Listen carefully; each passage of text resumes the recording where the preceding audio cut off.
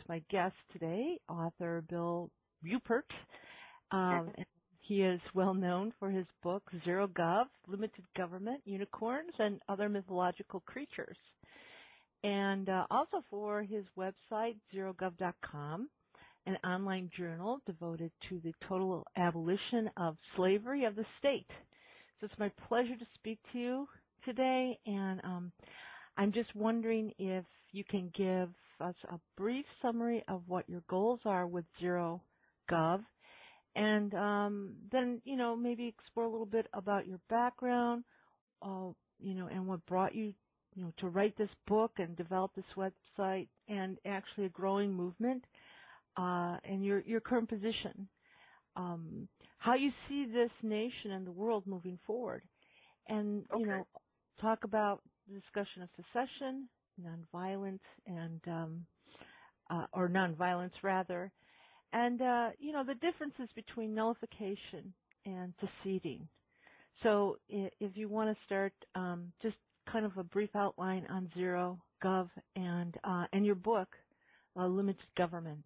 I love this title, Unicorns and Other Mythological Creatures. It's really wonderful. Well, I am I'm what most would refer to as an anarcho-capitalist, but I like to use the term abolitionist because basically what I'm trying to do is inspire a worldview in which we have a world not without rules, but a world without rulers, where there are three pillars that are recognized. Number one would be our self-ownership cannot be breached without our own consent as individuals. Number two, if we sign on the contracts, we will abide by those contracts. And number four, we are opposed to all initiated violence through force or fraud. And I think with those three pillars in the formation of a society, from that can emanate the rule sets, the behavior, the virtue, and the mores that would form a more nonviolent and peaceful existence for humanity. Oh, those are very lofty goals. I'd like you to repeat the three pillars again so that the audience can... Those three pillars are self-ownership cannot be breached without the consent of the individual. Contracts, when signed onto between contracting parties, have to be seen through.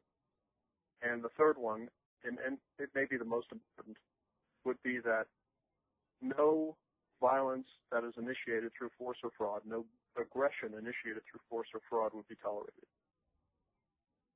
Wow, there's a lot there to cover. There is. Well, before I start looking at these particular points and further into where you are now in the future, can you tell us where you come from? How did you? What brought you to this point? A little bit about your background. Where'd you grow up? What influences pushed you in this direction? Well, I grew up in both Florida and North Carolina, and then at the age of 18, I entered the U.S. military, and I was a military nomad for almost a quarter century after that. I am a retired U.S. Army officer, and since that time, I retired and stopped working for almost 4 years. I re-entered the workforce in 2007, and I've been working since then, so I can make sure that all my taxes are paid, because otherwise I wouldn't be a loyal serf now, would I? No. And it is actually, I've been a libertarian for a long time, probably 2 decades plus, but it was my oldest son, who is now 24, who brought me across the Rubicon, as it were, and showed me a stateless society is the society we should aim for. And the point that he made, and of course I give him credit for this, is the very subtitle of my book. There is no historical precedent, antecedent example that anybody can show me of a limited government remaining limited. Well, it's true. It's very true. All empires.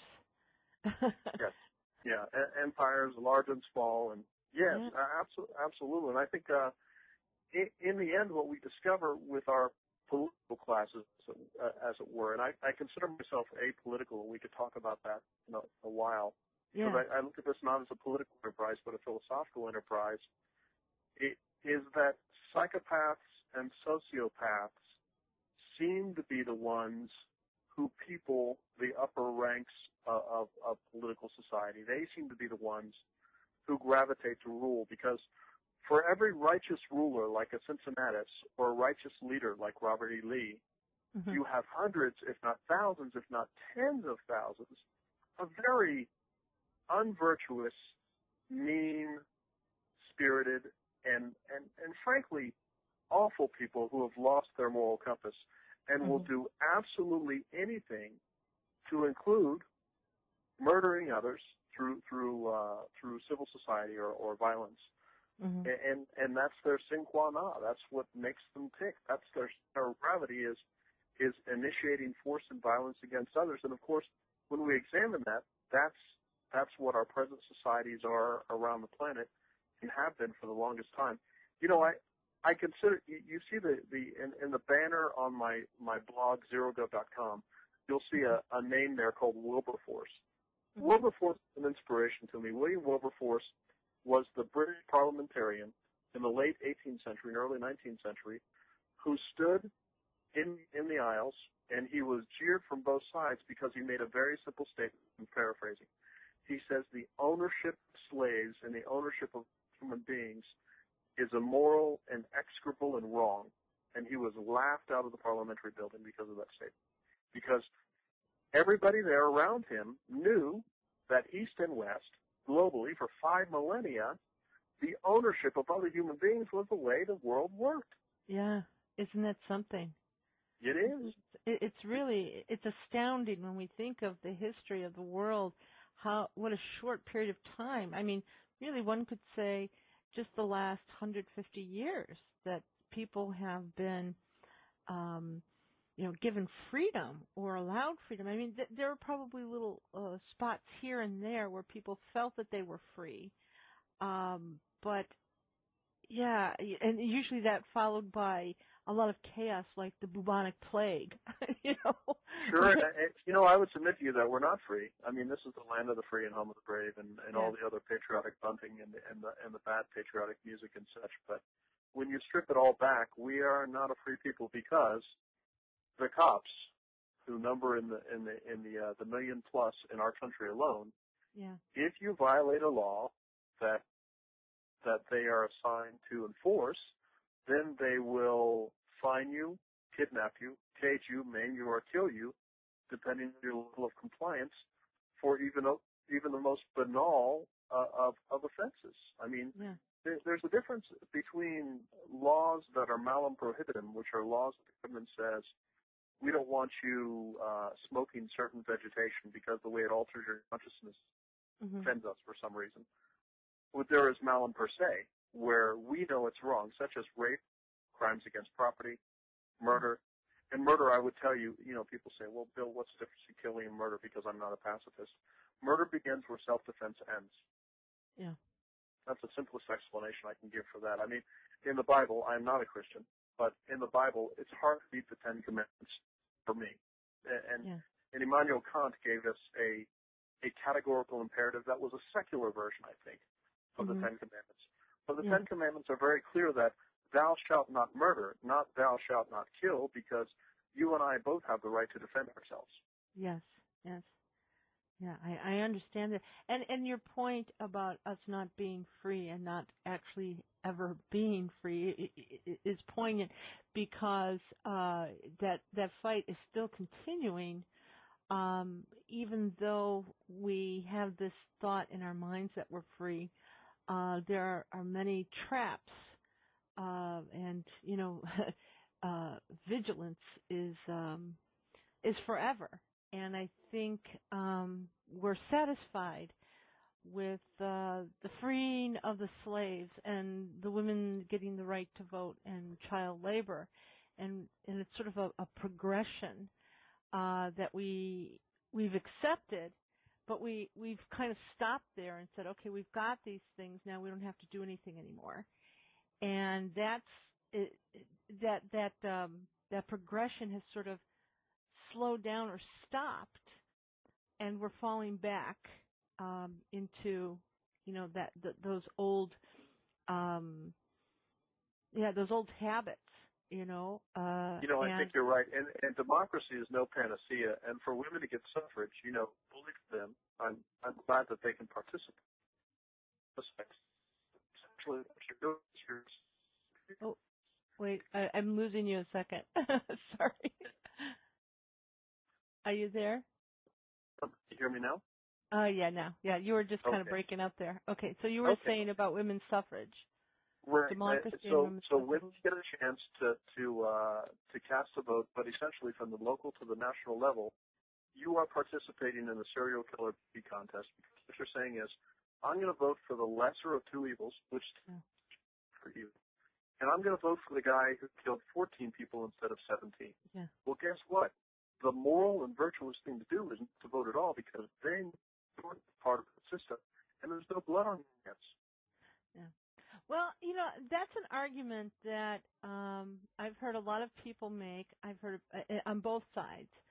To do nothing is to consent to what is happening. Liza, what do you mean by both sides?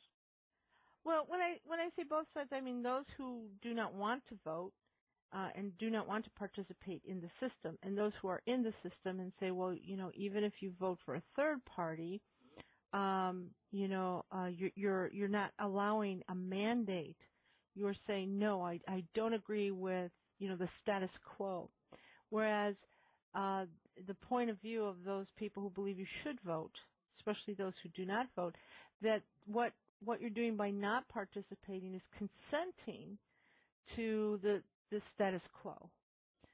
By not participating and saying no, you're not being counted, I guess would be.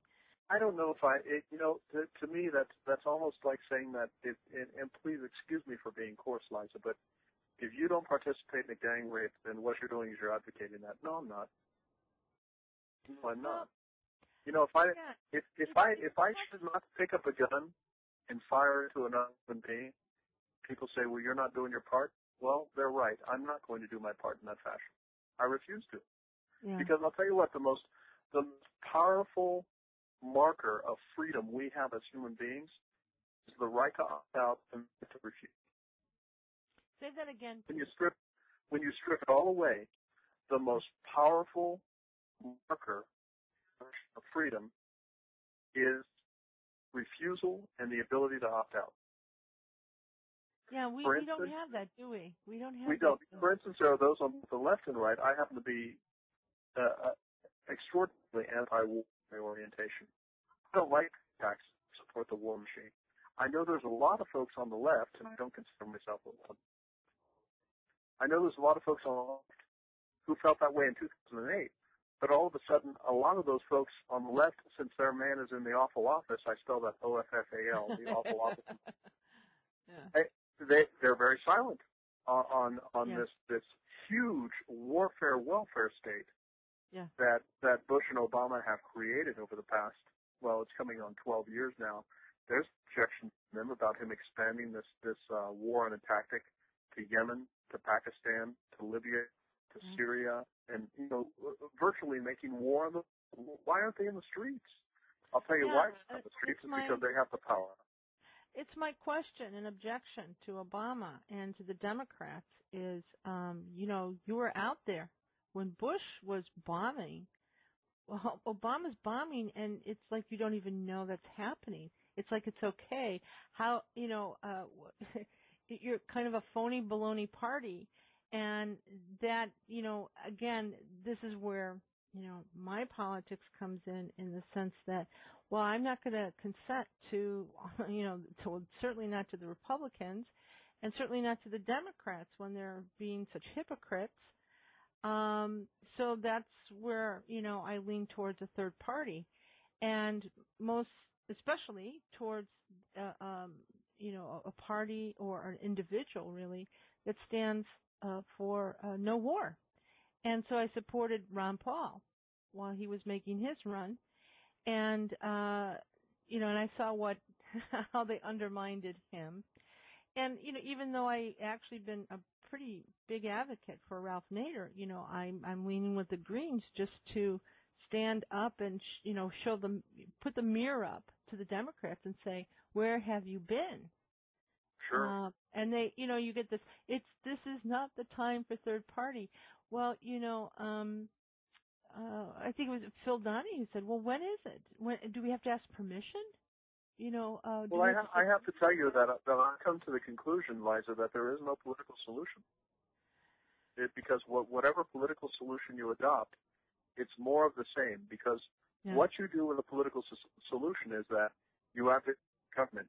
By advocating for government in the state, you're advocating for an entity that can only exist at the expense of others and can only exist when it initiates violence. Yeah. It cannot exist if it can't do either of those things. All right, so let's take this to the next level then. You have, your point of view, which is do not participate in this political system.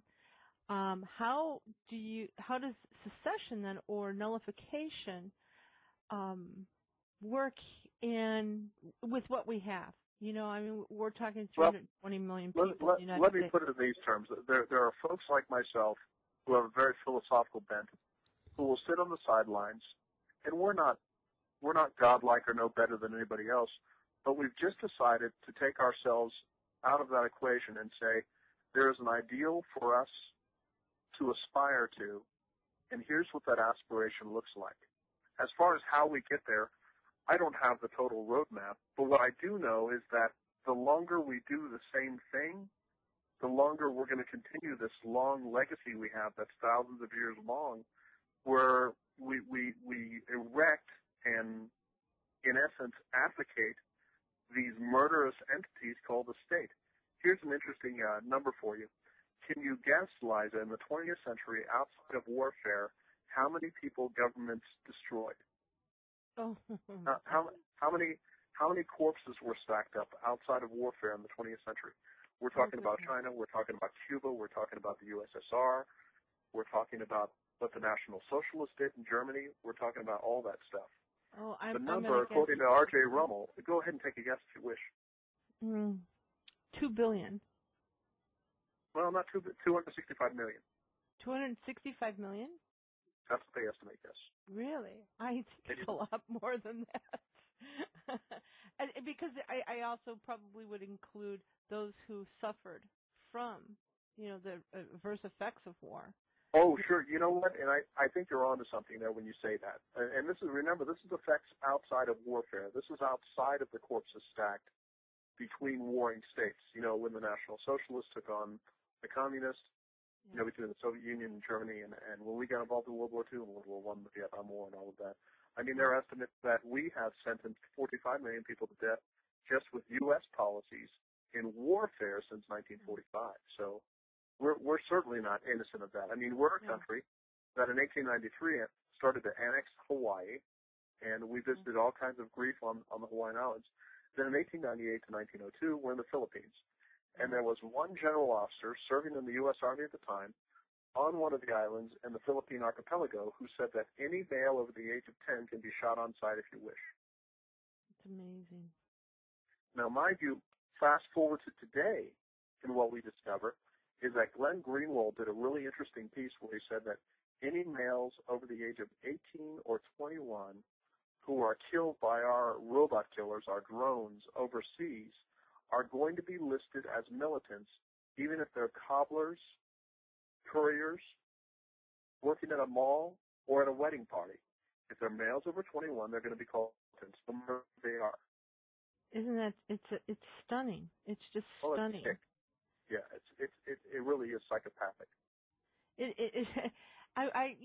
this is, I'm just probably swerving off topic a little bit, but it makes me wonder if we're on some kind of suicide mission, if the Earth is expelling some sort of hormone that's making us kill each other in order to reduce the population to survive. Because if it is, it's doing a good job. Yeah, it seems that the numbers just keep growing and growing and growing for this psychopathic behavior, and it scares me, and I don't know really what to do, and I thought, and about it. It was just like, the system's not working. And the only option we seem to have, since our government is owned by Wall Street, is to just say, here's some land, and we're going to move, all of us are going to move here.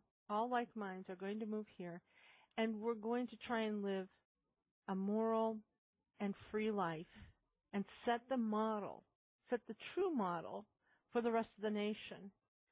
And that's as far as I've gotten. I agree with you, because you and I spoke earlier before this. Yes. Excuse me. And we had talked about the fact that maybe there should be 5,000 states or 50,000 states. Or, yes. If we have to start to decentralize, devolve, and make smaller and smaller states until state finally disappears, maybe that's it to do so. I'm certain, but I do know that there is no reason whatsoever for Phoenix, Arizona, Boise,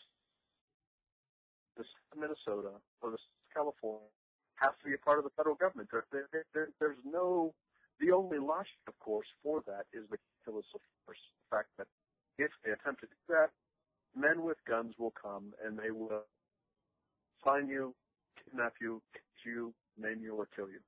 Yeah. I mean, that's the way the government operates, and that kind of almost chain of lethality that they practice to make us obey. Yeah, but there's no place else to explore, really, on the planet. It's as the pilgrims, left for their, freedom to practice their religion. Well, I will tell you, though, there are pockets, Isa. There's a place called Zonia, which is a 2.5 million square kilometer massif in Southeast Asia that encompasses parts of the nations of Cambodia, Laos, Vietnam, and other parts of Southeast Asia, in which people have fled into the hills and mountains to avoid the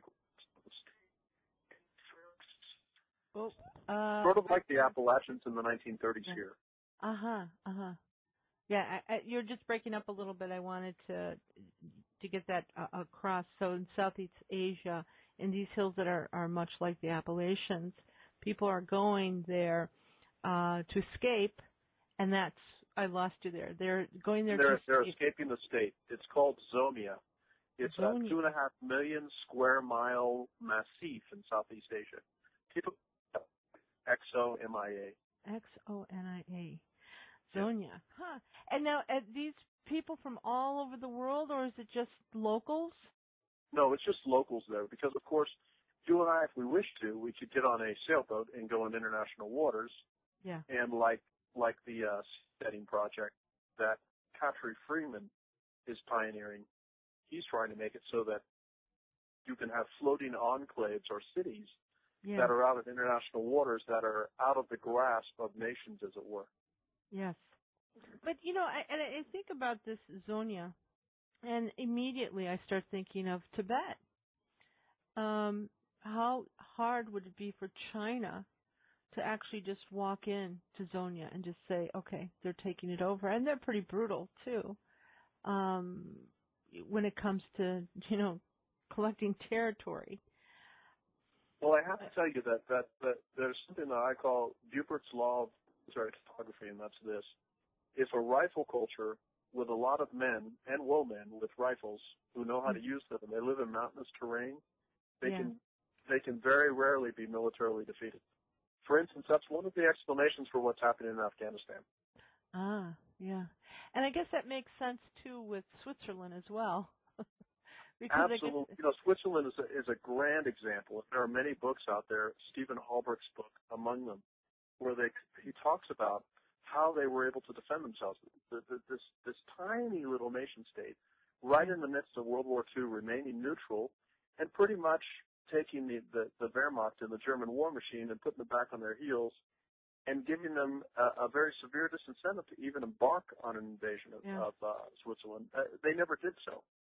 No, they didn't. But, there's always those underpinnings where they say, well, they were able to cut deals, and they hid some of the wealth in exchange for, less conflicts. You know what? And I'll bet politicians participated in that, so I'll give you that. Oh, yeah. Yes. Definitely. I have no doubt of it. Yeah. But that's interesting. That might be a worthwhile just to do a whole show on this zonia. I think that'd be so fascinating. Sure. As a matter of fact, there's a guy who published a book, and I'll send you an email about it. And Okay. Liza, and maybe what you could do is get in touch with him, and he may even come on your show. That would be I find that fascinating. It's like that other one that's off the British Isles. It's an old rig. I don't know if it's called SeaWorld or Seascape or something. And that's what's referred to as a micronation. Yeah. Yeah, even though it's not recognized by the United Nations. Yeah, it's interesting. And then, as you brought up, the gentleman, I think, what is he, from PayPal or Amazon? I can't remember, who wants to develop this international floating city. Well, I know that Peter Thiel is interested in it, but Patrick Friedman, who is the son of David Friedman, who is the son of Milton Friedman, is the one who's head of the Seasteading Project. Interesting. Milton Friedman is not one of my heroes. Yeah. At all. No. Because he's the one who gave us the withholding tax in the U.S. government, where the tax is actually taken out of our paychecks. And he was also one of the authors who recommended to FDR what became the highest marginal income tax rate in the United States during its history, which was 94%. There's so much to know and so much to learn for people to comprehend, and especially when there's so much given to them to occupy their minds with television and the internet. Oh, and you know what? else. Liza, you're touching on one of my pet peeves, because I think that our electronic tethering is destroying us as a human civilization. Because think of it this way. Here we are, right here, right now, with the maximum horizontal and vertical access to all the information the world has ever seen. Yeah. There's no match. There's nothing that compares to the information that we can grab today and bring together through interdisciplinary studies. Whatever you want to do, if you want to be a member of a 1956 Frozen Dinner Association, I'll bet you can find people who can join. You name something that, as wacky as that sounds, or maybe there are people out there who are interested in string theory and physics, or they're interested in Hawking versus some of his. All this stuff is there. What are people spending their glorious time with, as far as their time investment? People magazine, Us magazine, dithering on the computer, noodling about, their bowel movements and eating bacon. It's astounding when you have all this at your fingertips. It's awesome, and at the same time, you just see how the majority of it's being used. It almost seems criminal, and it makes you want to leave society. It makes you want to just really pull out, and that brings us, which I think sort of brings us into this idea of nullification or secession. Now, I'd like to talk about both of those points. Certainly. And if you find the differences, I looked them up. So I wanted to be clear on their definitions. And I got the impression nullification must come before secession, or secession must come before nullification. So secession is the legal act of withdrawing, and nullification is after the fact. At least that's what Webster's gave me. So I'd like you to express some clarity on those terms, and then your vision of how we could move in that direction, or are we moving in that direction, and how? Okay. Nullification. Now, I think I have a slight disagreement with your definition, unless I read it wrong, and that's this. Tom Woods, who was probably the most eloquent advocate of nullification in the U.S. right now, probably one of the most eloquent advocates of freedom and liberty. He works for the Von Mises Institute out of Auburn, Alabama, and you can YouTube his name, and he's a very entertaining speaker.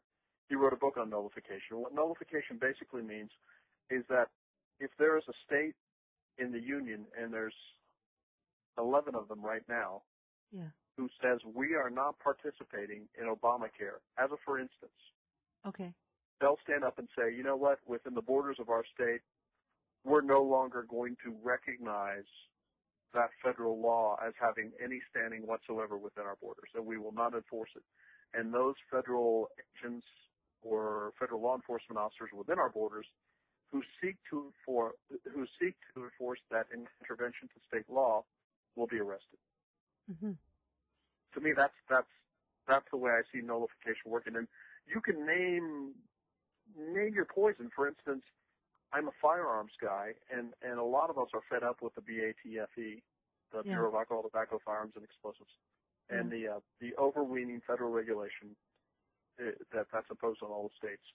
Montana, Wyoming, and Arizona is entertaining this, a Firearms Freedoms Act, where if a gun is produced in the state within state lines, is purchased within state lines, that all federal regulations for guns have no power whatsoever within state borders. That's another form of nullification. I think nullification can usher in secession. Yeah. Secession is not a four-letter word. Secession is something that is the natural cycle of how nation states evolve over time. Yeah. After all, who did we secede from in 1775 when we started our formal divorce proceedings from the United Kingdom? The Crown. So, I mean, our entire country is based on that, and there's a reason why in 1860 and 1861 in the Yankee Congress during the War of Northern Aggression, there was a concerted effort to insert an amendment in the Constitution at the time forbidding secession. Well, why would you have to insert an amendment forbidding secession? Well, the reason you'd have to do that is because most people had a consensus that secession was a perfect right of the states to do, and even Lincoln advocated for secession in 1848. And you spoke of an earlier instance when we spoke on the phone earlier where you were quoting Thomas Jefferson, where he was saying that, you know, states, cities, counties, you know what, I don't care how large or small the enclave, we should always have that right to secession.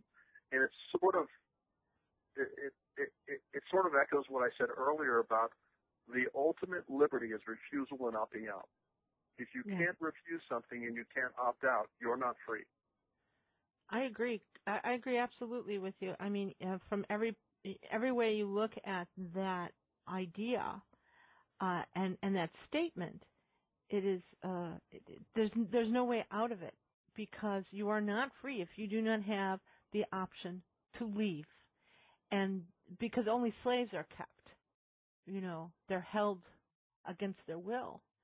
Well, I would tell you that Lincoln put us all on the plantation in 1865, Mike.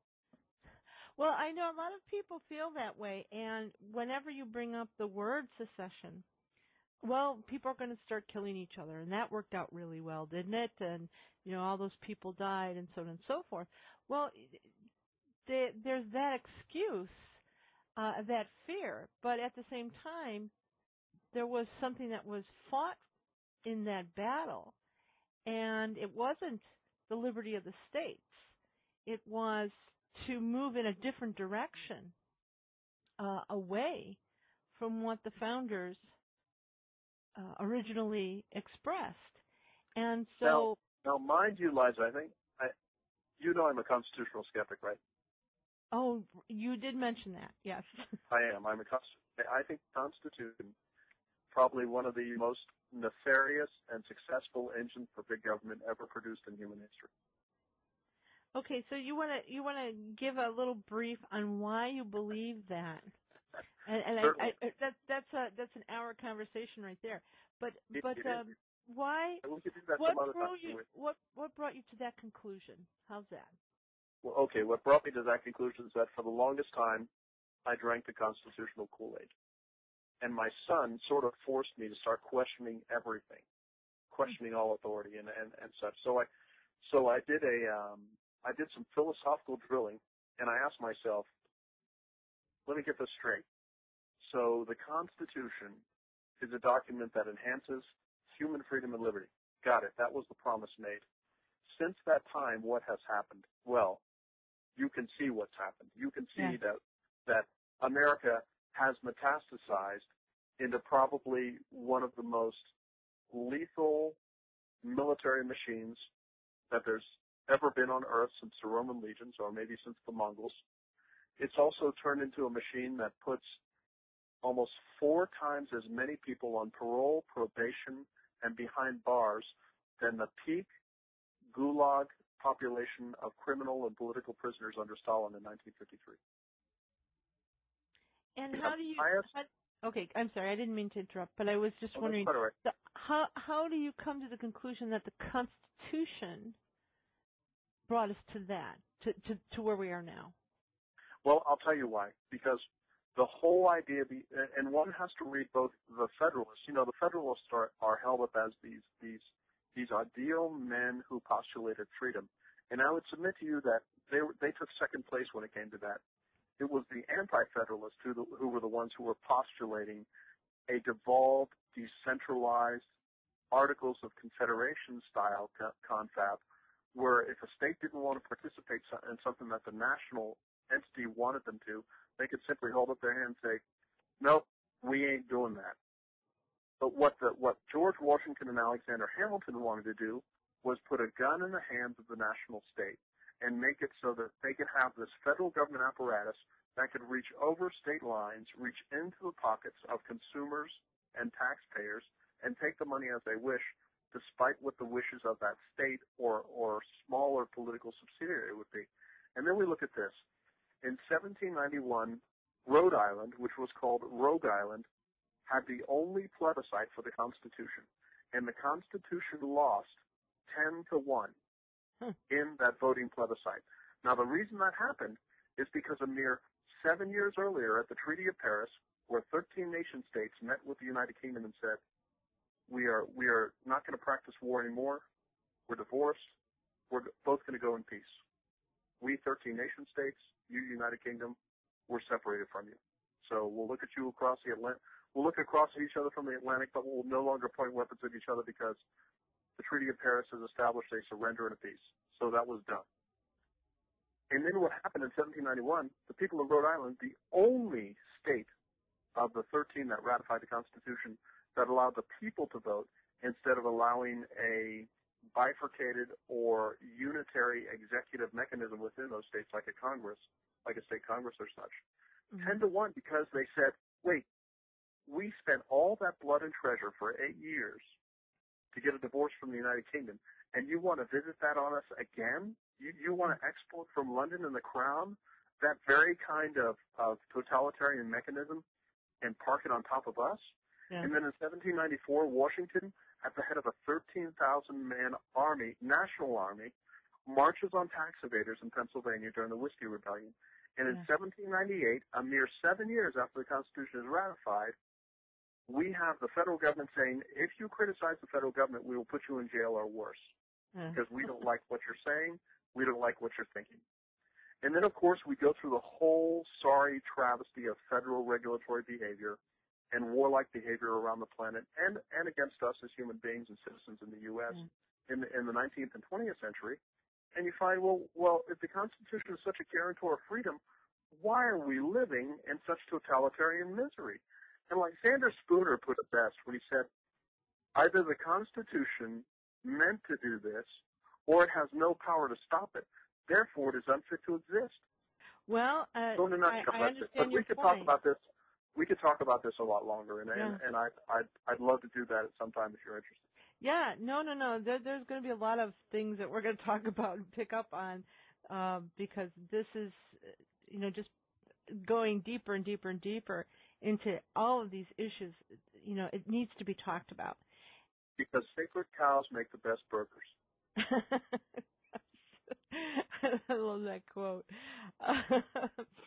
That's wonderful. I was just, when you were talking about Rhode Island and then Pennsylvania, I started thinking about the Quakers. And, but that's another, that'll take us into that other topic too, because there was it's funny, a friend of mine, Ben Stone, runs badquaker.com, and I talked to Ben because I said, Ben, what does that mean, a bad Quaker? He said, I really dig what the Quakers have to say, except their attitude towards guns. I love guns, except I agree with everything else, so that makes me a bad Quaker. Okay. Well, they got in a lot of trouble for being pacifists, so, and they got a lot of guns pointed at them. That's a sure road to extinction in my mind. Yeah. Well, it's interesting, sort of like Lord of the Flies, It is. That probably could take us into another direction, talking about philosophy and evil and good. and where does it come from? But I'm not sure that's something I want to address today, even though I think that would be a really fascinating conversation, and I'd like to hold on to that, in the future. Sure, but I would like to say one thing since you brought it up. Okay. And I'm here to tell you that what government does is it enables those darkest parts of humanity to become manifest and real and physical and visited upon both innocents and guilty alike. That was the end of part 1 of my interview with Bill Buppert. Part 2 will broadcast next week. I also hope to invite him back. I have a number of follow-up questions. If you have questions for my guests, please send them to 3wordsradio@gmail.com. I will be sure to ask. In the meantime, our shows are broadcast at River West Radio and archived on YouTube at 3 Words Radio and at 3wordsradio.org. Remember, these are your airwaves. Support and take good care. This is Eliza Brooks. Thank you for listening.